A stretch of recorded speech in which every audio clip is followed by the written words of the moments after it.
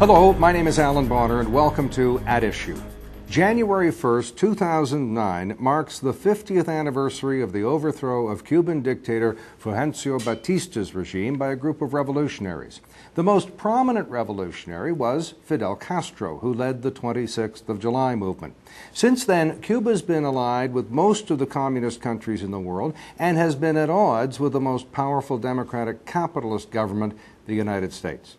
But Canada has always maintained a very special relationship with Cuba. Now, as Castro's time is passing, very few people could have predicted the wave of reforms that his brother Raul would initiate after taking power.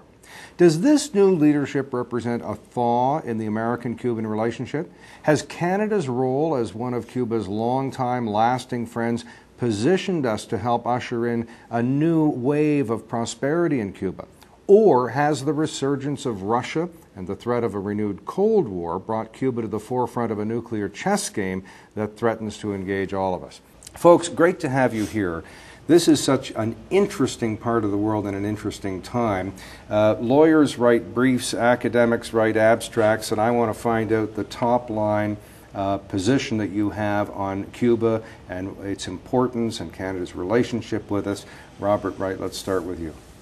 Well, Canada and Cuba, Canadians and Cubans have a very warm relationship. We've not broken relations like the United States since Fidel Castro's rise to power. We trade relatively freely with Cuba. We send roughly 600,000 tourists a year there. Academics, Canadians, tourists, business people, musicians are very warmly welcomed there. It's a good relationship. Cindy, relationships often come down to the money as well, in addition to getting the sun and enjoying the culture of Cuba. What's the trade situation like? Like Rob said, the relationship is quite strong. There's a lot of trade. In fact, I understand that it's about $1 billion worth of trade last year. And so I look at our relationship and see, why don't we take it to the next level? Is there any opportunity for Canadian trade to improve further by way of bilateral investment treaties and by way of a free trade agreement, which is one of my areas of specialty, so of course I look at Cuba through those glasses. Did we do ourselves foreign policy favors with America by doing some of its bidding surreptitiously because of our relationship with Cuba, or did we spoil some of our relationship with America by doing business with somebody they don't want people doing business with? Cindy, I wonder if you have an opinion on that, because your clients trade in Cuba. Well, I think Canada has a strong trading relationship with both Cuba and the United States. The United States will from time to time complain about things that Canadian companies are doing, and the United States has enacted extraterritorial laws, so laws that apply beyond the U.S. borders that affect Canadian companies and Spanish companies, UK companies, Japanese companies, Chinese companies. One of the most recent cases is a Chinese company had to enter into a civil penalty agreement in the United States for over $1 million because of their purchase of nickel from Cuba. So, but going back to your question, I don't think it's harmed our relationship. It may from time to time make things more difficult. There will be some stern words from time to time, and the U.S. laws do make it more difficult for Canadian companies to do business easily, but I don't think it's really caused a friction in our relationship. This is the mystery section, the final mystery, and it's a great Canadian connection. The final mystery is that mystery of all time in Canada, Pierre Elliott Trudeau. Here's a guy who tries to canoe to Cuba from Key West. I believe he volunteers to cut sugarcane as a gesture of solidarity with his youthful friends in Cuba. First NATO country leader to visit Castro, and of course Margaret sings for him. What's with that guy, Ian? I think if you asked Cubans if they can name a single Canadian, it would be Trudeau, first and foremost. He's the only Canadian that has made an impact. And he spoke half-decent Spanish with Castro. He said, "Viva la, not Viva la Revolución," he said, "Viva Presidente Fidel Castro."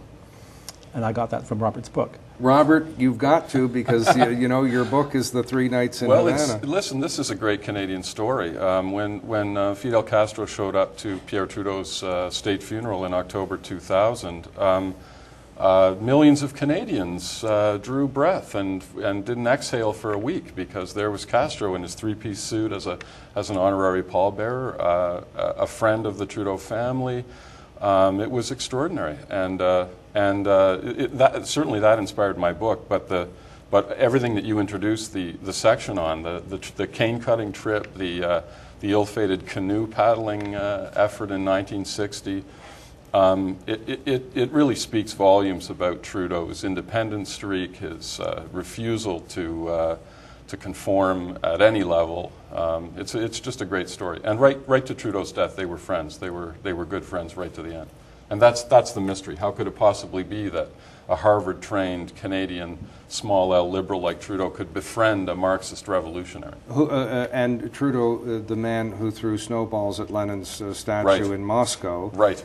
befriend. Do you think he was rubbing America's nose in our relationship with Cuba, or what? Well, this goes back to the question you posed earlier about which side of the trade relationship we're on. I would answer that by saying both, and Trudeau's a great example. The other great example is Diefenbaker. These are two very nationalist Canadian prime ministers, men who knew the political advantages of playing to the nationalist crowd in Canada, which Cuba is positioned to do. It distinguishes us greatly from the United States. What's really interesting is both men, both Diefenbaker and especially Trudeau, while they were acting on this anti-American strain of Canadian thought and sympathy, were actually feeding pretty important information down to Washington. And the White House, in both cases, Eisenhower and Nixon White Houses, were very receptive to anything that Diefenbaker and especially Trudeau could impart back to Washington on the state of affairs in Cuba. You're there a lot. Do you see, after relations normalize, perhaps, assuming they do, that a lot more Canadians treat Cuba as a tourist destination or retirement haven or place to invest? I think that the potential is there for, well, one person I know would say they'd love to have Cuba as the 11th province of Canada. Well, that's the Turks and the Caicos, though, isn't it? Yes, but we turned them down, didn't we? Big mistake. I think there is a hope on the Cuban side that Canada will finally stand up, be the potential independent dialogue partner that Cuba would like us to be, like we apparently were during the Trudeau times, and they have great hopes for us. And whether or not we can rise to the Cuban expectation of us being an independent, positive, forward-looking country in relations with Cuba, I think is an open question. But it's a question that I've been asked frequently. Why aren't you here more often? In the post-Castro world, and I mean Fidel, not necessarily Raul, but I assume Raul is sufficiently different that we can call Raul a post-Castro person. Do you see stability? What is the transition? What are you advising your clients about the next little while? The truth of the matter is it's not entirely clear. We do have to look at the tea leaves, and you've got Canada with a very positive relationship. You've got Spain with a positive relationship, and Spain is using its influence to encourage the EU to have a positive relationship. Well, and Spain's our NATO ally, our G8 ally, our European Common Market Union ally. Absolutely. So on one side of the table, we've got Canada and Spain, and then on the other side of the table, you've got Cuba having a very good relationship with Venezuela and a very good relationship with Russia. And the U.S. is having its own difficulties with Russia and with Venezuela. And in the past summer, we saw Russia invading Georgia, or whatever you want to call that particular activity. And sending ships to Cuba, very reminiscent of the Cuban Missile Crisis. Absolutely. So you kind of have both positioning, and my personal point of view, and while I'm a lawyer and not into foreign policy as much, is I think we can have a positive influence by being at the table and engaging Cuba even more than we are now, so that Cuba and the new regime has to walk that fine line between their positive relationships with Canada and the EU and their relationships with Mexico and with Venezuela and with Russia. Now let's talk about what you two folks were talking about there for a bit. And really what you're saying in plain language is what our foreign ministry talks about when it says democratic development and good governments. You get in there with academics, authors, well-meaning lawyers, if there are such things, if I may say, and you engage the people in cultural exchanges and educational exchanges. Is that what you mean? Is that where you see human rights developing and things getting better for Cuba, Cindy?